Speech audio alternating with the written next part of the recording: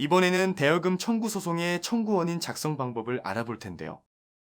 이번 영상을 모두 시청하시면 사례를 통하여 어떠한 경우에 대여금 청구 소송을 할 수 있는지, 대여금 청구 소송에서 필요한 요건은 무엇이며, 청구 원인은 무엇이고 어떠한 형식으로 기재하는지, 내 주장을 입증할 증거 자료는 무엇이 있는지 확인하여 청구 원인을 작성할 수 있습니다. 그리고 샘플과 함께 영상을 시청하시면 내용들을 더욱 쉽게 이해할 수 있습니다.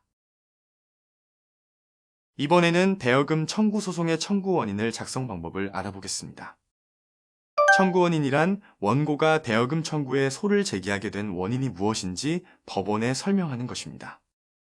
즉, 어떻게 돈을 빌려주게 되었고 상대방이 돈을 갚지 않아 소송을 제기하게 되었는지에 관한 내용을 상세하게 작성하는 것이죠.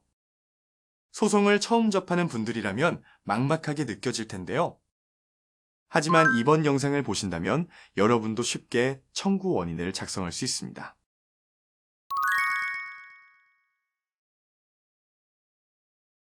(2020년 1월 20일) 김모 씨는 직장 동료 남모 씨에게 카카오톡으로 급하게 병원비가 필요하다며 500만 원을 빌려달라는 부탁을 받았습니다.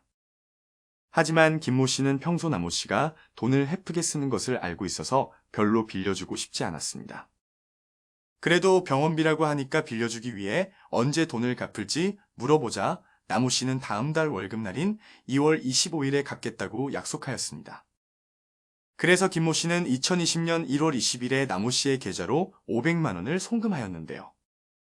그러나 남모 씨는 며칠 후 회사를 퇴사하였고 돈을 갚겠다고 약속한 2월 25일에 김모 씨에게 연락조차 하지 않았으며 돈을 갚겠다고 한 지 5개월이 지난 후에도 돈을 갚지 않았습니다. 그러던 어느 날 김모 씨는 남모 씨의 인스타그램에서 여자친구와 고급 레스토랑에서 밥을 먹고 고급 호텔에서 호캉스를 다니는 사진을 보게 되었습니다. 화가 머리끝까지 난 김모 씨는 남모 씨에게 소송을 제기하기로 마음을 먹었으나 소장을 어떻게 작성해야 하는지 막막할 뿐이었습니다.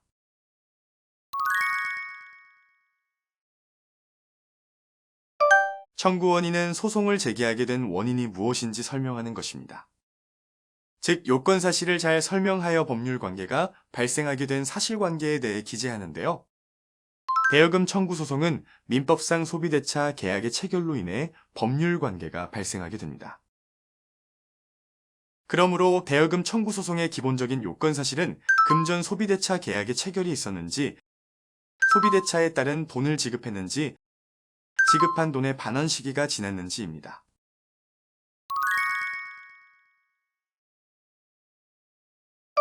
청구 원인은 앞서 설명한 요건 사실을 주장하면서 나의 주장을 뒷받침할 수 있는 입증 자료도 함께 제출해야 하므로 나에게 발생한 상황에서 어떠한 증거가 있는지 확인하고 그 증거를 기반으로 청구 원인을 작성해야 합니다.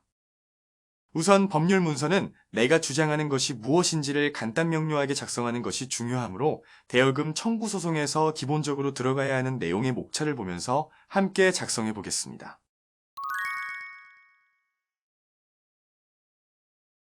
당사자들의 관계는 사건의 배경을 파악하기 위한 항목으로 원고와 피고의 사이가 어떤 관계인지 간략하게 설명하였고, 원고의 재직증명서를 첨부하여 원고와 피고가 과거 직장 동료 사이였음을 입증하였습니다.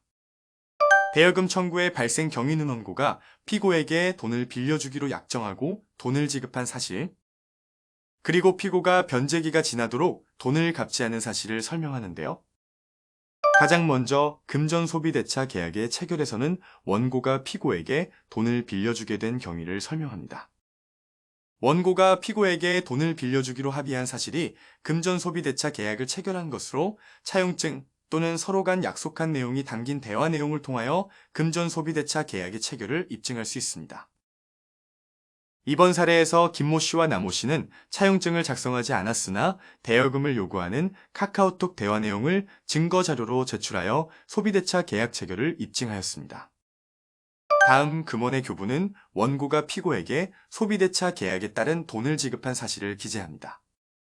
그러므로 송금 확인서, 현금 수령증, 영수증 등을 통하여 원고가 피고에게 어떻게 금원을 지급했는지 입증할 수 있는데요. 이번 사례는 김모 씨가 남모 씨에게 계좌로 돈을 송금하였기 때문에 송금 확인서를 금원의 지급의 증거로 제출하였습니다. 그리고 피고의 채무불이행에서는 피고가 변제기가 지나도록 돈을 갚지 않는 사실을 설명하고 변제기가 기재되어 있는 차용증과 변제를 독촉하는 대화 내용 또는 대화 녹취록 등을 제출하여 입증할 수 있는데요. 그래서 이번 사례는 김모 씨가 남모 씨에게 독촉 문자를 증거로 제출하여 변제기가 지난 사실을 입증하였습니다.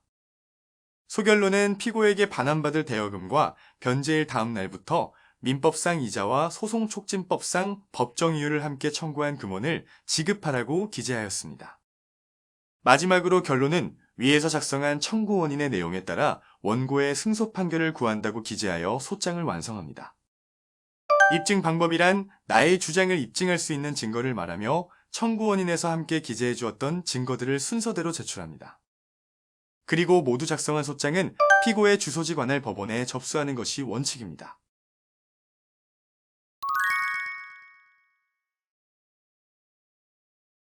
이번 영상에서는 빌려준 돈을 갚지 않는 상대방에게 청구할 수 있는 대여금 청구 소송의 청구 원인 작성 방법을 살펴보았는데요.